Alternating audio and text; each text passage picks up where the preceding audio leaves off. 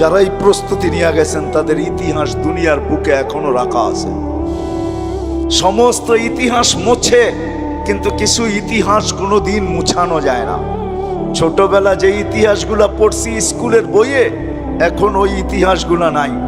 ছোটবেলা যে কবিতাগুলা পড়ছি ক্লাস 5-এ 6-এ 7-এ 8-এ, আমার মনে হয় না এখন 8-এ ওই কবর কবিতা আছে।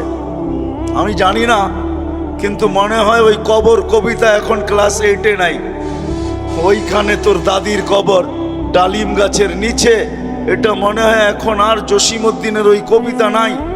দুনিয়ায় চেঞ্জ হইতে থাকে, কিন্তু কিছু লোকের ইতিহাস আছে যেটা দুনিয়ায় কোনোদিন চেঞ্জ করার ক্ষমতা রাখে না। আল্লাহ তো প্রস্তুতি দেখবে। এই জন্য ফেরাউনের বাড়ির কৃতদাসীর কবর থেকে এখনো সুগ্রাণ বাহির হয়। অ্যাড্রেস নিয়ে যেতে পারে না, আমার নাকে ওই গ্রাণ এখনো আছে। আমি ওই গ্রাণ শুনে আসছি, আপনি অ্যাড্রেস নিয়ে যেতে পারেন। এখনো ওই কবর আছে। 13 বৎসরের ছেলের কবর, 13.5 বৎসর, 13 বৎসর 6 মাস। বৎসরে একবার ভারত সাগরের পানিগুলা উপরে ওঠে, আর এই কবরের দেওয়ালে যে একবার টাচ করে, একদিন টাচ করে, আর বৎসরে দ্বিতীয় দিন টাচ করে না। কিতাবি কথা বলতেছিলাম, আমি জিজ্ঞাসা করছি কমরু আইল্যান্ডে কেন টাচ করে, আমরা বলতে পারবো না।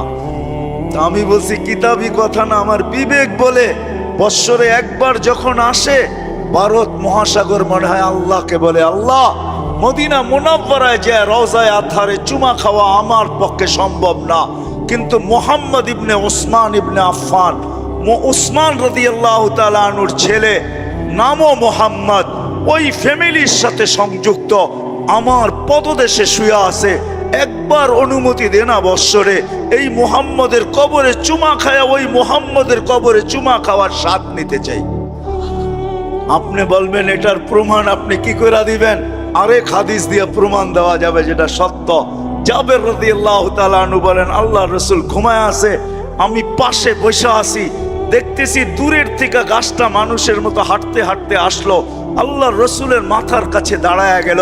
দীর্ঘক্ষণ দাঁড়ানোর পরে আবার মানুষের মতো হাঁটতে হাঁটতে নিজের জায়গায় যায় লেগে গেল।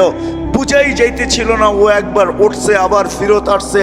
আল্লাহর রাসূল যখন ঘুমের থেকে উঠছে, তো আমি বললাম, ইয়া রাসূলুল্লাহ, গাছটা মানুষের মতো হাঁটতে হাঁটতে আসলো, আপনার মাথার কাছে দাঁড়ায়া ছিল, দীর্ঘক্ষণ পরে চলে গেল। আল্লাহর রাসূল মুস্কি মুস্কি হাসতেছিলেন আর বলতে